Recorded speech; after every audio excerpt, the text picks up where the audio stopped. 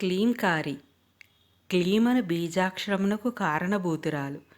ఈ క్లీంకారి నామము నుండి ద్వైతవర్జిత నామము దాకా వాగ్దీశ్వరి విద్యా విశేషాలు చెప్పబడతాయి. క్లీం అక్షరాన్ని కామకళా బీజము అంటారు. ఈ క్లీం బీజంలో క, ల, ఈంకారాలుంటాయి. ఈ మూడు వరుసగా సరస్వతి, లక్ష్మి, పార్వతీ తత్వాలను సూచిస్తాయి. అంటే అన్ని రకాల కళలకు సమన్వయం ఈ బీజాక్షరంలో ఉన్నది.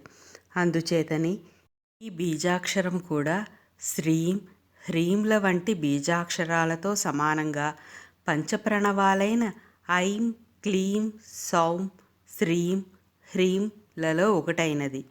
దీనిని ప్రధానంగా మన్మథ బీజంగా చెప్తారు.